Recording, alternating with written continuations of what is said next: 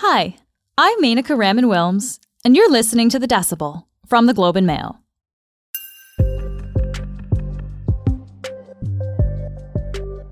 Elon Musk bought Twitter on Monday for $44 billion. But does it really matter who owns Twitter? Twitter has become a company of influential people. It's the one where everyone sort of turns to first for news in the world. It's where all the politicians sort of put their public record tweets and things like that on there. And that's what he sort of bought out. The Globe's technology reporter, Timur Durrani, is on the show today to tell us how the deal went down and how it'll affect the social media platform that influences how we talk about everything, from politics to what we had for lunch. This is the Decibel.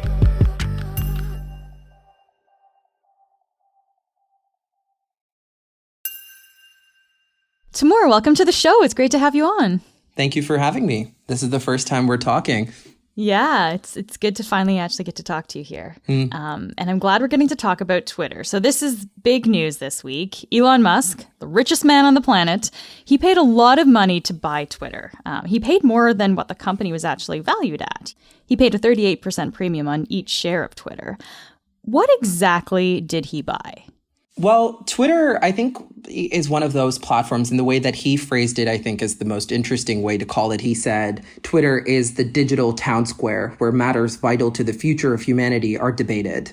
And that's what it's become compared to other social media companies that we've seen, like Facebook, TikTok, that's now a new one, getting a lot more active users compared to some of the other companies. Twitter has become a company of influential people. It's the one where everyone sort of turns to first for news in the world. It's where all the politicians sort of put their public record tweets and things like that on there. And that's what he sort of bought out. But I think this news is important, not just because Elon Musk has bought Twitter, because this makes Mr. Musk the single person in command of the world's most valuable automaker, which is Tesla, the private firm conducting U.S. space launches, which is SpaceX, and the communications medium used by the world's most powerful people. So in one fell swoop, this man's more powerful than most politicians in the world in the power that they have.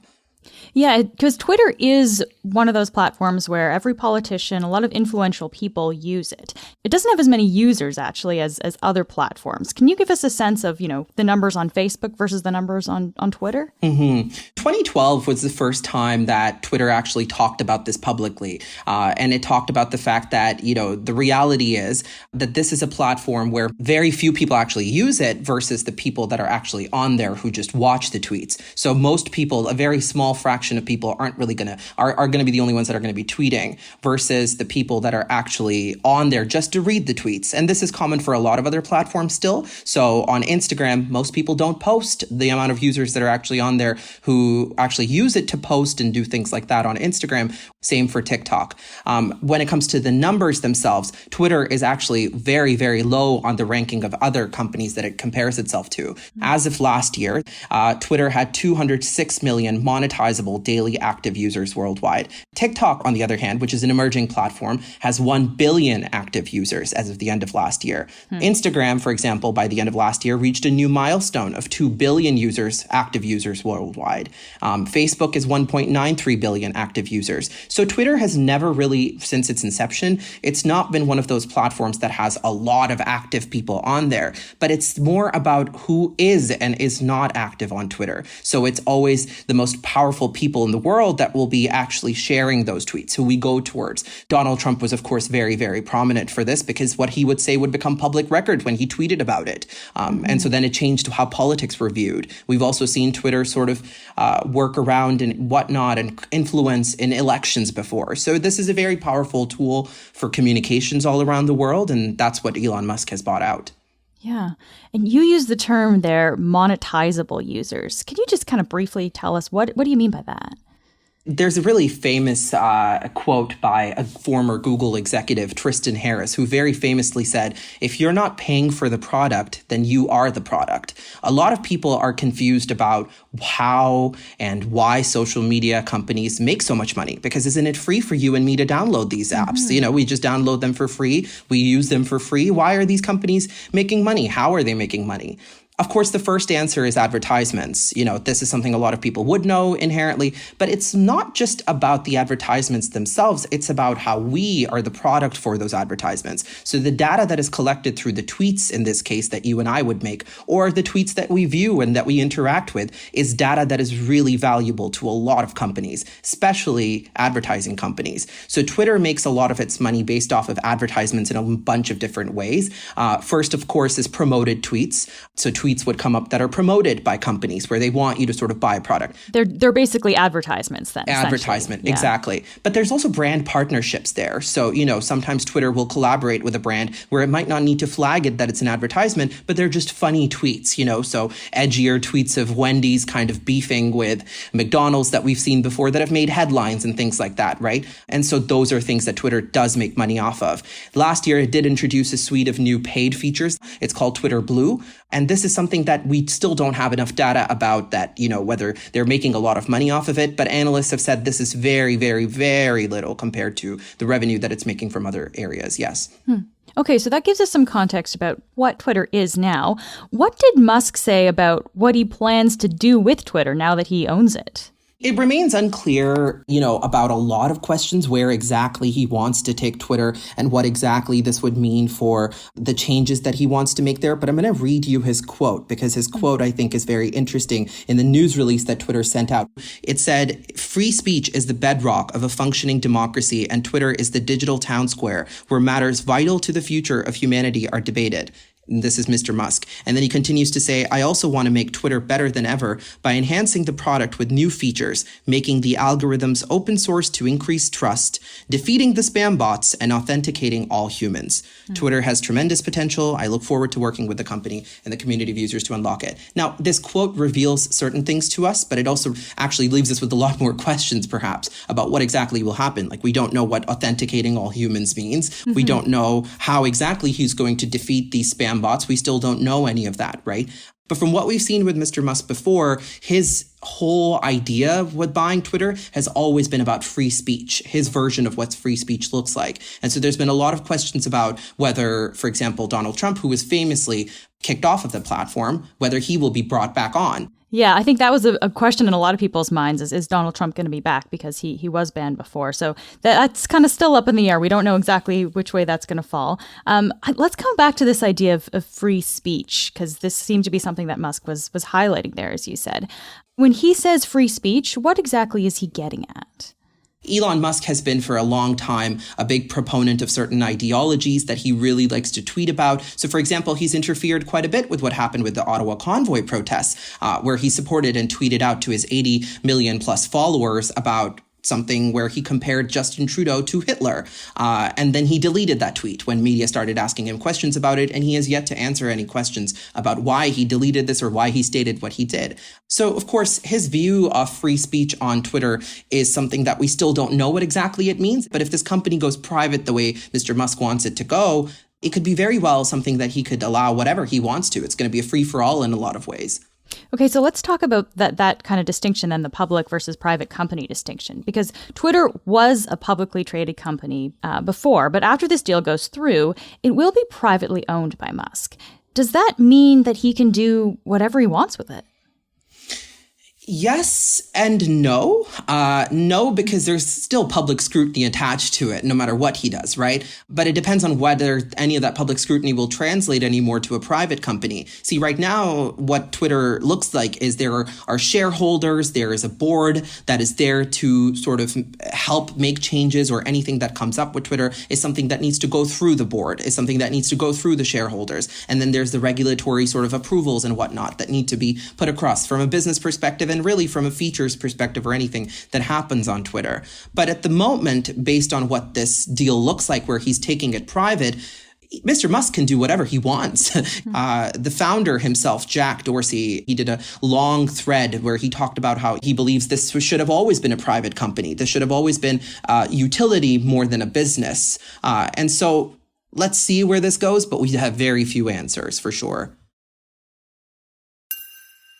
Let's see if we can get into the motivations of Musk here a little bit. What do we know about why Musk decided to buy Twitter? Like, what makes Twitter worth $44 billion to him? I think it's not necessarily about the money itself to Elon Musk. He's a very rich man. He's the richest man in the world. Of course, he did have to take a loan for this that, two Canadian banks helped him as well.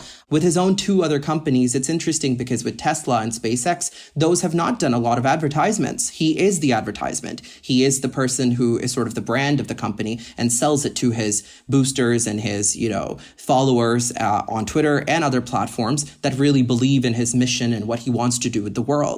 And so Twitter is something that really helps him sort of be able to control all of that and put it in a place where he would be able to direct it in the direction that he wants it to go. We've seen him before go on a whim and make purchases and acquisitions just because he woke up the one day and decided he wanted to. But I guess there must be some kind of, financial value here. Because as you said, there's two Canadian banks that helped bankroll this. So RBC and CIBC are two of there's many banks that actually helped with different types of loans here. So it's not all Musk's personal wealth that's bankrolling this. What makes this deal worth it? This is a company and a social media platform that has the most influential people in the world on there. So it is something that does turn out revenue every year in the millions. But this is a company that it's an asset class in a group of things that you could potentially be owning and that is influential in terms of sort of directing it towards a place. Billionaires before have done this as well. Jeff Bezos, for example, before this owns the Washington Post. This was a legacy media buy for him. It was a 2013 acquisition of the Washington Post. And then, of course, we saw Rupert Murdoch's take over the New York Post in 1976 and then the Wall Street Journal in 2007. And those are media buys that people did not think would ever happen, but they did for a reason. They are asset classes for these billionaires. And so for them, this is something they feel, adds value to their whole brand as a whole. And Elon Musk is someone who believes this is something that would add value to his brand. We really only started hearing about Musk's bid to buy Twitter last week, though. So just to go back to then, how did the owners of Twitter, the people running Twitter, first react to Musk's bid to buy it? Elon Musk has always joked about wanting to buy Twitter or do have something to do with Twitter. Earlier this month, he was being announced as he was going to be joining the board. But then soon after, he said that he wanted to buy Twitter. Before that, earlier in April, the social media company had a lot of pushback against him, and they had adopted a poison pill to protect itself from Musk's $54.20 per share offer. When you say poison pill, what does that mean? So a corporate poison pill is not designed to kill a company. It's more formally known as a shareholders' rights plan and only gets triggered when a potential acquirer crosses a certain ownership threshold, which is 15% in the case of Twitter.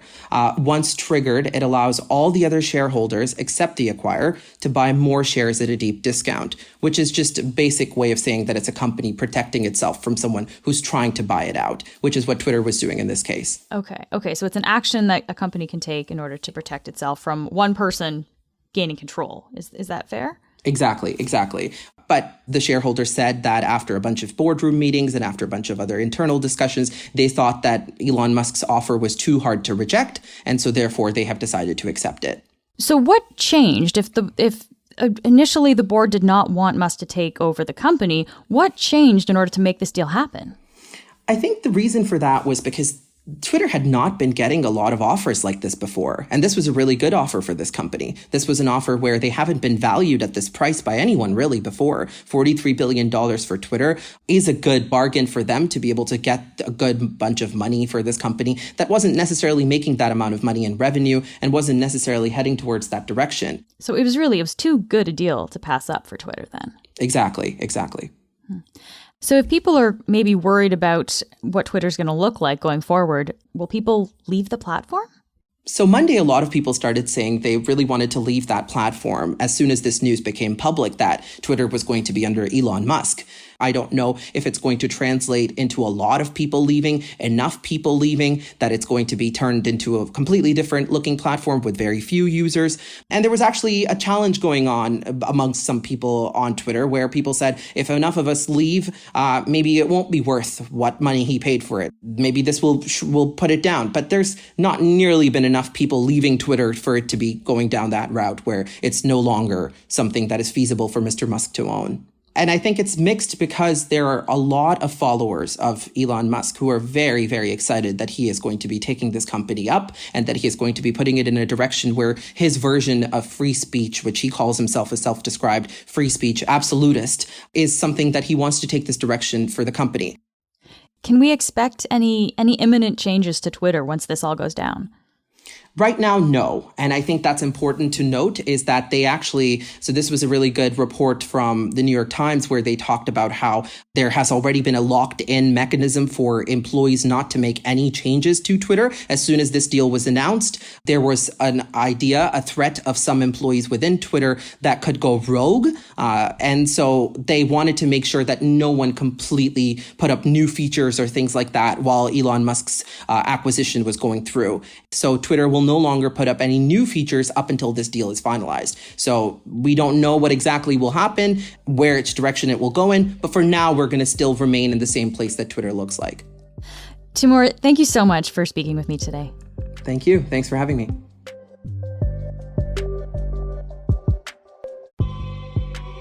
That's it for today. I'm Menaka Raman-Wilms. Our intern is Emily McPhail. Our producers are Madeline White and Cheryl Sutherland. David Crosby edits the show. Kasia Mihailovich is our senior producer, and Angela Pacenza is our executive editor. Thanks so much for listening, and I'll talk to you tomorrow.